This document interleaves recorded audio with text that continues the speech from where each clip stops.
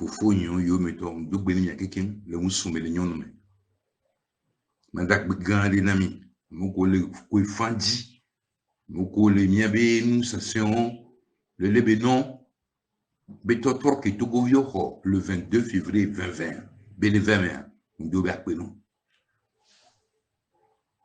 mite ibo kono de ko gbogo mite ya me ko pona mo keken gbo be akwade me kedu jima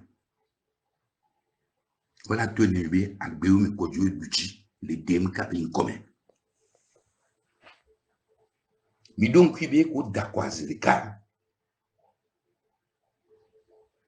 wotron zedeka mo se nkodjo ba hoya bandagbon trodwe ntanto ya bandagbon trodwe parce qu'on me dit du kon va doazan le miango akwa jobe yo kwablo de gbaja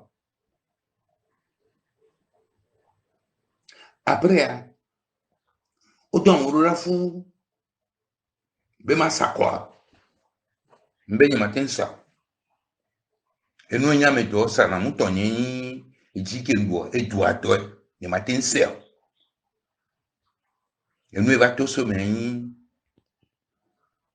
ko tu benyo va so rontien bobo so drapeau na bobo yo tozo asihwa asihwa tozo kakakaka 2013 a 2021 gbe on pokwa me ade wo le mi alolo nyanti to go va dasimi bobo mpun soja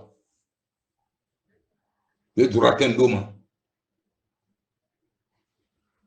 autant ni candidat on sait que le ouais sauf que la question soja don tien a te so bantangon doda ava so e ko tubenya que so dare on no museo nya keke ni noka mile afodikati wa togo mile lo togo benya dogolo mi re non anti ko mi wona no me jona bele enwa koya kwa dumevio biji champion Fabre ANC et de omato chuchubo be miawe lenko ye uni be candidat pour le medo PNP de omato be miawe luji PNP de Tiki Achata et de omato PSL de professeur Olu de omato be miawe luji les démocrates au de omato be miawe luji Front républicain du consensus des États Javon, État de Oumato, Bemiawe Luji.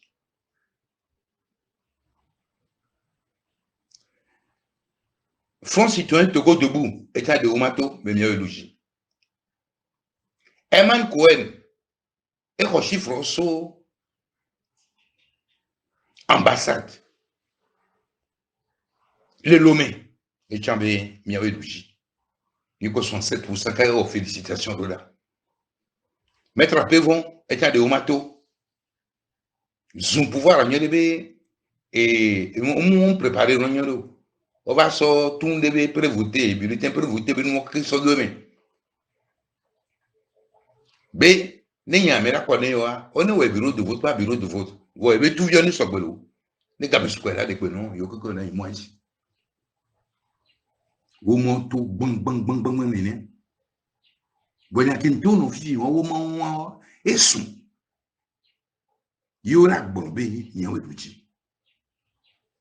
Vous univers bon gros quoi mais beaucoup tol on mais le moment au tivitime. On me dit tout. Vous moins là mais n'a mieux on me dit tout. Nde on me dit tout.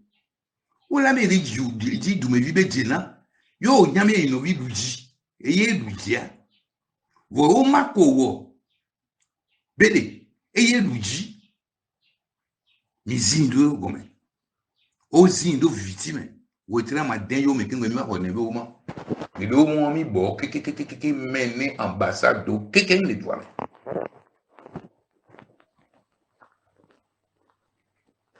Et nous y a mon rien venu à Bruxelles ambassade ko le loi mais on y a mis tout budget. Ambassadeur ko le loi mais France, Allemagne, États-Unis, Union européenne, Programme des Nations Unies, Omnya me kedujia. Onye. No be omnyo obli. Onye. Wande quick wa. Ega, komiso le play. Ega. Wa amoko so ni ambassadeur ko so dugan mo le doit mais o kwel ke dumevio le doyer. O ton la mi onkuvi doit ya du wanjia. Kaka gbea. Avant no dajibe yo au mois de reconnaissance ça. Mais e va reconnaître encore. O be me again bien glombe no be yo le féliciter.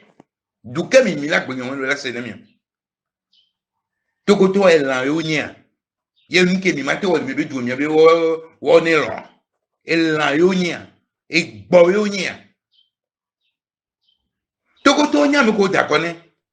No so ga ne journaliste de ko ni ado gbon ku no ko amedo wa e ya nya bu. Et non. Parce que be min pota ni nya le lumewa. Ye nya so duta. Et mi Bruxelles. Monseigneur va. Et de nous maintenant, d'où me vieux le bidji. Oh le bidji. Be douame, be magnon.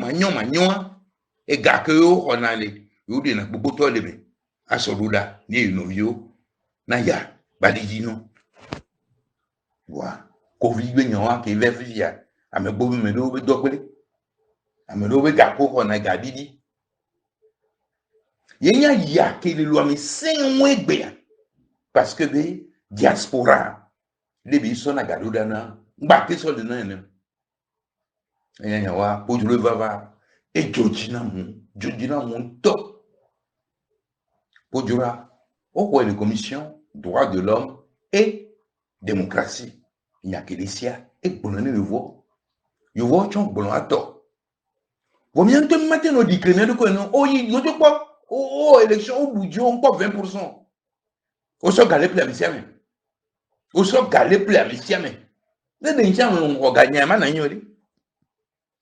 Enye le blifan et enye le bliba gbomi le fi. Il dit kokone hado baba indo non.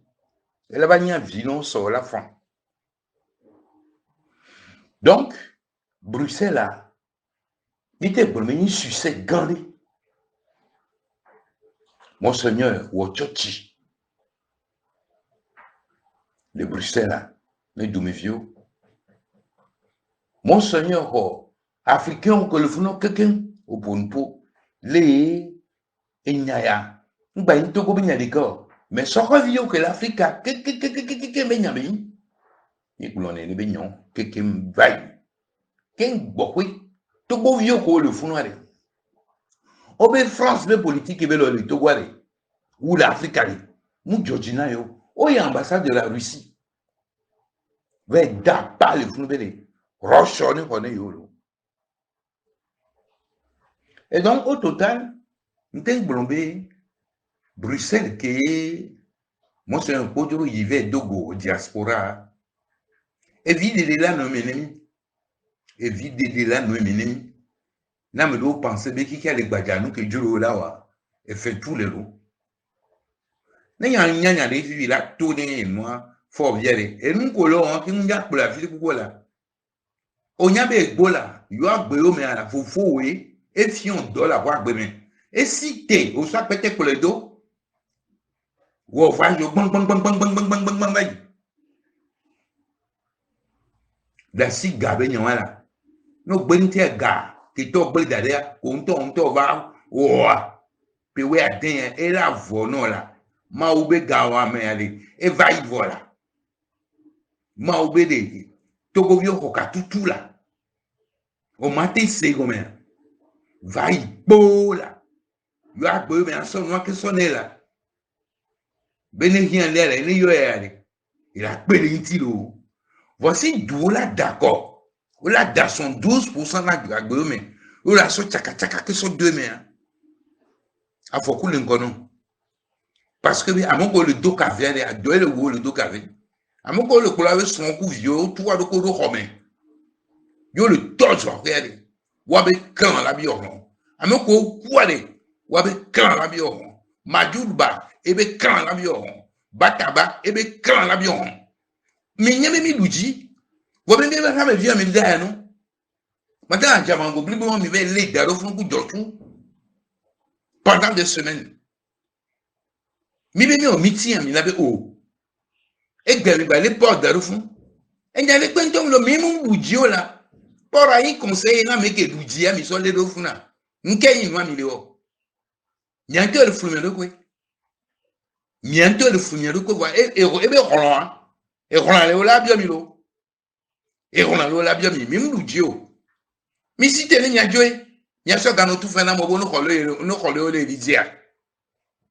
Il y a notre tout fait. Pierre Frisson, mais il y a un qui m'a dit, oui.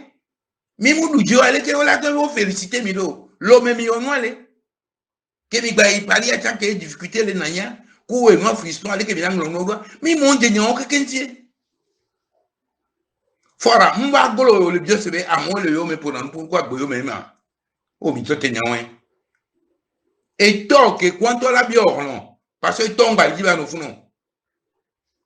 Et ton ba liba no funo, pas ta faut le vovo hein. Draco de ou pas ta. Pas ta faut le vovo.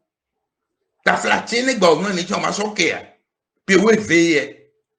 Et puis oui, veille. Il y a. Nous y a faut le vovo. Et l'oben ben veben ben. Adatika nous soit fonia. Togoto. Adikanga sa le koko. Mon seigneur, Kodjure. Moi, gbeyo meyo. Ma ou gan. Ebe ni koka tutu. Amele kupen ton bafon. O so ga le to man ay radio agrameke ay radio ay réseaux sociaux on est Jean gbeyo meyo leke. Zumatokon. Zumatokon. Nyemso de ko le mo. Et doyo dom le o. Et doyo dom mi le o. N'kay pas quand mi le o. O du mi a dit 12% de quoi côté. Et on me le peine. Vous n'avez pas de dignité. Bah, français, vous voyez, vous avez 100 000 Sahel. En malien, ouais. Tchada, tiens, ouais. Et doit millions, hein. Moi, on l'a dit, on l'a dit, des cas. Il y a pas mon bon ça. Et là, on l'a dit, des cas. Parce que tout le monde le doya, ou le doya. D'où les, pas le tombe le doya, ou le doya. Les gars, mais si t'es nous, vaille. Mais si t'es nous, vaille. Ça devait visiter patapa. Patapa, c'est school minière. Et dans un oignon, nous avons une bidji vidée. Une bidji. Diplomate, qu'on le fou, qu'on le nous avons bon. Au son tout, non, c'est ça? Nous avons bon.